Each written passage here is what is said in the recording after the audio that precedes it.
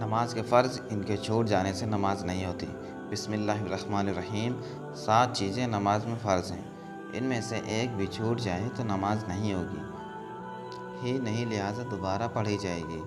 Number 1، تکبیر تحریمہ نیت باندھنا۔ نمبر 2، قیام۔ نمبر 3، قرات۔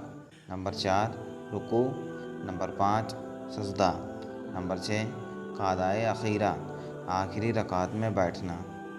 نمبر 7، خروج بے سنائے سلام کر پھیرنا۔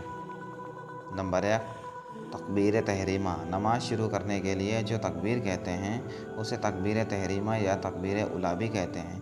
آج نماز کی شرطوں میں بھی اور فرضوں میں بھی تکبیر تحریم سے پہلے نماز کی باقی ہے۔ 6 شرطوں کا پورا ہونا ضروری ہے۔ اگر اللہ اکبر کہہ چکے ہو، کوئی شرط کم ہے تو نماز نہیں ہوگی۔ تکبیر تحریمہ کے بارے میں کچھ ضروری مسائل اس طرح ہیں۔ جن نمازوں میں قیام یعنی کھڑا ہونا فرض ہے، ان میں تکبیر تحریمہ بھی کھڑے کر کے کہنا فرض ہے۔ اگر بیٹھنا اللہ اکبر کہا پھر کھڑا ہو گیا، نماز شروع ہی نہیں ہوئی۔ اکثر یہ دیکھنے میں آتا ہے کہ کوئی نمازی دیر سے پہنچا اور امام کو رکوع میں پایا تو جلدی سے تکبیر تحریمہ کہتا ہوا رکوع میں چلا جاتا ہے، یعنی تکبیر اس وقت ختم ہوتی ہے کہ جب لگ بھگ رکوع کی حالت میں ہوتا ہے۔ ایسی صورت میں نماز نہیں ہوئی، لہٰذا پہلے نیت کر کے سیدھا کھڑا ہو کر اللہ اکبر کہے اور پھر رکوع کی تکبیر کہہ کر رکوع میں جائے۔ مقتدی کی اکبر امام سے پہلے ختم ہو گئی تو نماز نہیں ہوگی، اس لیے بہتر یہ ہے کہ امام کے تکبیر تحریمہ کے بعد مقتدی تکبیر کہیں۔ لفظ اللہ کو اللہ یا اکبر کو اکبر کہا نماز نہیں ہوگی، بلکہ اگر ان کے غلط معنی سمجھ کر جان بوجھ کر کہیں تو کافر ہے۔ جماعت کی پہلی رکعت کا رکوع مل گیا تو تکبیر اولیٰ کی فضیلت حاصل ہو جاتی ہے۔ نمبر 2، قیام۔ اس کا مطلب یہ ہے سیدھا کھڑا ہونا۔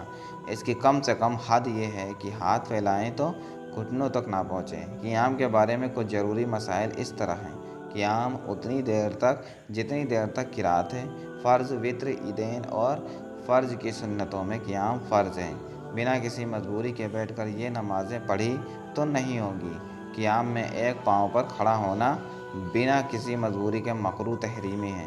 اگر کوئی شخص قیام تو کر سکتا ہے تو مگر بہتر یہ ہے کھڑے ہو کر بھی پڑھ سکتا ہے۔ کھڑے ہونے سے صرف کچھ تکلیف ہونا شرعی مجبوری نہیں، بلکہ قیام اس وقت معاف ہوگا جب کھڑا نہ ہو سکے، یہ سجدہ نہ کر سکے، یا کھڑے ہونے یا سجدہ کرنے میں زخم بہتا ہے، یا کھڑے ہونے میں قطرہ آتا ہے، یا چوتھائی سن کھلتا ہے، یا بیماری بڑھتی ہے، یا ناقابل برداشت تکلیف ہوتی ہے۔ اگر لاٹھی یا خادم یا دیوار پر ٹیک لگا کر کھڑا ہو سکتا ہے تو فرض ہے کہ کھڑا ہو کر پڑھے۔ اگر کچھ دیر بھی کھڑا ہو سکتا، چاہے اتنا ہی کھڑا ہو کر اللہ اکبر کہہ لے تو فرض ہے کہ کھڑا ہو کر اتنا کہہ لے پھر بیٹھ جائے۔ سواری پر ہے اور وہ چل رہی ہے تو بیٹھ کر اس پر نماز پڑھ سکتا ہے۔ تمہید ضروری۔ آج کل عموماً یہ بات دیکھی جاتی ہے کہ تھوڑی سی تکلیف میں ہی بیٹھ کر نماز شروع کر دیتے ہیں، بلکہ مسجدوں میں کرسیاں رکھ دی جاتی ہیں اور ضعیف لوگ پر بیٹھ کر نماز پڑھ رہے ہوتے ہیں، حالانکہ وہی لوگ اسی حالت میں 10-10، 15-15 منٹ بلکہ زیادہ دیر کھڑے ہو کر ادھر ادھر کی باتیں کر لیا کرتے ہیں۔ ان کو چاہیے کہ ان مسائل کو جانیں اور جتنی نمازیں اس کے باوجود کھڑے ہو کر پڑھ سکتے ہیں بیٹھ کر نہیں تو وہ ان کا لوٹانا فرض ہے۔ قیام کی حقیقت۔ اس کا ظاہری مطلب تو یہ ہے کہ انسان اپنے رب کے سامنے سر جھکائے، غلام کی طرح کھڑا ہو، اور اس کی حقیقت یہ ہے کہ دل سب خیالات سے باز رہے اور اللہ تعالیٰ کی پوری تعظیم کے ساتھ اور بالکل ٹوٹ کر اس کی عبادت کا حق ادا کرے، اور یاد کرے کہ قیامت میں جب اپنے رب کے سامنے پیش ہوگا تو کس طرح اللہ اس کے سارے راز ایک کر کے ظاہر کرے گا۔ کتنی نادانی کی بات ہے کہ ہم ایک انسان سے تو شرم کرتے ہیں جو بھی برا بھلا نہیں کر سکتا، اور اس رب سے شرم نہیں کرتے جو سارے جہانوں کا مالک ہے۔ حضرت محمد مصطفیٰ صلی اللہ علیہ وسلم نے فرمایا کہ اپنے رب سے ایسے شرم کرو جیسے تم اپنے گھر والوں میں سب سے نیک اور پرہیزگار شخص سے کرتے ہو۔ اسی وجہ سے اکثر صحابہ کرام نماز میں ایسے کھڑے ہوتے ہیں کہ پرندے انہیں پتھر سمجھتے ہیں اور ان کے پاس سے نہیں بھاگتے۔ جب اللہ کی بڑائی اور اس کا خوف دل میں سما جاتا ہے تو اسے خوشی پیدا ہو جاتی ہے اور جسم کا ہر حصہ باادب ہو جاتا ہے۔ حضرت محمد مصطفیٰ صلی اللہ علیہ وسلم جب کسی شخص کو نماز میں داڑھی پر ہاتھ پھیرتے تو فرماتے اگر اس دن میں خوشی ہوتا تو اس کا ہاتھ بھی شفت پر ہوتا۔ نگاہ سجدہ پر ہونا، دل اللہ کی طرف لگاؤ، دائیں بائیں دھیان نہ کریں۔ نماز میں حمد شریف اور جتنا ممکن ہو اتنا قرآن پاک پڑھا جاتا ہے جسے قرات کہتے ہیں۔ قرات کا مطلب یہ ہے کہ ہم حرف کو ان کی صحیح مخارج سے پڑھیں اور بالکل آہستہ نہ پڑھیں۔ کم سے کم اتنا ہونا ضروری ہے کہ خود سن لیں، اگر صحیح تو پڑھا مگر اتنا آہستہ کہ خود نے بھی نہیں سنا، اور کوئی بات نہیں ایسی بھی نہیں جو سننے میں رکاوٹ ہو جیسے شور وغیرہ، تو نماز نہیں ہوگی۔ قرات کے بارے میں کچھ ضروری مسائل اس طرح ہیں۔ فرض کی پہلی 2 رکعتوں میں اور وتر و نفل کی ہر رکعت میں امام پر اور اکیلے پڑھنے والے صرف ایک آیت پڑھنا فرض ہے۔ مقتدی کو کسی نماز میں قرات جائز نہیں، نہ سورہ فاتحہ، نہ کوئی آیت، نہ سری یعنی آہستہ قرات کرنے والی نمازیں جیسے ظہر اور عصر میں، اور نہ ہی ظہر یعنی اونچی آواز سے قرات کرنے والی نمازوں جیسے فرض، مغرب اور عشاء میں۔ امام کی قرات مقتدی کے لیے بھی کافی ہے۔ فرض کی کسی بھی رکعت میں قرات نہیں یا صرف ایک میں ہی تو نماز فاسد ہو گئی، یعنی دوبارہ پڑھیں۔ سورہ فاتحہ کو صحیح تحفظ سے ٹھہر ٹھہر کر پڑھیں، گانے کی طرح سے بجتے ہوئے پڑھیں، غور و فکر سے پڑھیں اور اس کے مطلب سمجھیں۔ جو کچھ پڑھیں اس پر عمل بھی کریں۔ رکوع، اس کا مطلب یہ ہے کہ اتنا جھکنا کہ ہاتھ بڑھائیں تو گھٹنے تک پہنچ جائیں، یا رکوع کا سب سے کم درجہ ہے، اور پورا یہ کہ پیٹھ سیدھی بچھا دیں۔ رکوع کے بارے میں کچھ ضروری مسائل اس طرح ہیں۔ کسی شخص کی کمر اتنی جھک گئی ہو کہ حد رکوع کو پہنچ گئے، اسے رکوع کے لیے سر سے اشارہ کرنا کافی ہو۔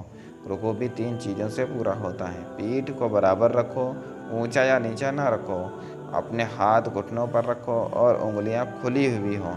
پورے اطمینان سے رکوع کرو اور تعظیم و وقار سے رکوع کی تسبیحات مکمل کرو۔ سجدہ، سجدے کا مطلب ہے کہ اپنے سر کو اپنے رب کے حضور زمین پر رکھ دینا۔ حدیث میں کہ بندہ اپنے رب سے سب سے زیادہ قریب سجدے کی حالت میں ہوتا ہے، لہٰذا دعا زیادہ کرو۔ ماتھے کا زمین پر جمنا سجدے کی حقیقت ہے اور پاؤں کی ایک انگلی کا پیٹ لگنا شرط ہے۔ اگر کسی نے اس طرح سجدہ کیا کہ دونوں پاؤں زمین سے اٹھے رہے، نماز نہیں ہوئی، بلکہ اگر صرف انگلی کو نوک زمین سے لگی جب بھی نہیں ہوئی۔ عام طور پر لوگ اس کا دھیان نہیں رکھتے، یہ بہت ضروری ہے کیونکہ تھوڑی سی بے دھیانی سے نماز فاسد ہو جاتی ہے۔ کسی مجبوری میں ماتھا زمین پر نہیں لگا سکتا تو صرف ناک سے سجدہ کریں، اور ناک کی نوک لگنا کافی نہیں بلکہ ناک کی ہڈی زمین پر لگنا ضروری ہے۔ اگر کوئی مجبوری ہو تو اشارے ہی سجدے کرنے کا حکم ہے، یعنی سر کو ہلکے سے نیچے جھکا دیں۔ ہر رکعت میں 2 بار سجدہ فرض ہے۔ کسی نرم چیز جیسے گھاس، روئی، قالین وغیرہ پر سجدے کرنے میں اگر ماتھا جم گیا، یعنی وہ چیز جس پر سجدہ کیا جا رہا ہے اتنی دب گئی اور دبانے سے نہیں دبتی تو جائز ہے، ورنہ نہیں۔ مسجد میں بچھے ہوئے گدوں پر اور گاڑی وغیرہ کی سیٹ پر نماز پڑھتے میں اس کا خاص دھیان رکھیں۔ کسی مجبوری میں جیسے بھیڑ کی وجہ سے اپنی ران پر سجدہ کیا جائز ہے، لیکن گھٹنے پر مجبوری کے باوجود بھی جائز نہیں۔ بھیڑ کی وجہ سے جماعت کی نماز میں جبکہ دونوں جماعت میں شامل ہو تو آگے والے کی پیٹھ پر سجدہ کرنا جائز ہے، اگر دونوں الگ اپنی اپنی نماز پڑھ رہے ہوں تو جائز نہیں۔ سجدہ بھی 3 باتوں سے پورا ہوتا ہے۔ اپنے ہاتھ کانوں کے برابر رکھیں، کوہنیاں کھلی رکھیں، پورے سکون سے سجدے کی تسبیحات پوری کریں۔ قضائے آخرہ، اس کا مطلب یہ ہے کہ نماز کی رکعتیں پوری کرنے کے بعد اتحیات پڑھنے کے لیے بیٹھنا۔ اس میں اتنی دیر تک بیٹھنا کہ پوری اتحیات پڑھ لی جائے فرض ہے۔ اس کے بارے میں کچھ ضروری مسائل اس طرح ہیں۔ 4 رکعت والے فرض میں چوتھی رکعت کے بعد قعدہ نہیں کیا تو جب تک 5واں یا سجدہ نہ کیا ہو تو بیٹھ جائیں اور سجدہ سہو کر کے نماز پوری کر لیں، نماز ہو جائے گی۔ अगर पाँचवीं का सजदा कर लिया या फ़र्ज दूसरी बार नहीं बैठा और तीसरी का सजदा कर लिया या मगरिब में तीसरी पर ना बैठा और चौथी का सजदा कर लिया तो इन सब सूरतों में फ़र्ज बातिल हो गए। मगरिब के सिवा और नमाज़ों में एक रकात और मिलाकर पढ़ लें, ये नफल हो जाएगी। फ़र्ज दोबारा पढ़ लें। अत्तहियात पढ़ने के बराबर बैठने के बाद याद आया कि सजदाए तिलावत या नमाज का कोई सजदा करना और कर लिया तो फ़र्ज़ है कि सजदे के बाद फिर अत्तहियात पढ़ने के बराबर बैठें। दोबारा कादा नहीं करेंगे तो नमाज नहीं होगी। सजदाए सहू करने से पहला कादा ख़त्म नहीं होता मगर अत्तहियात पढ़ना वाजिब हो जाता है। यानी अगर सजदाए सहू करके सलाम फेर दिया तो फ़र्ज अदा हो गया मगर गुनहगार हुआ लौटाना वाजिब। कादा भी 3 चीज़ों से पूरा होता है।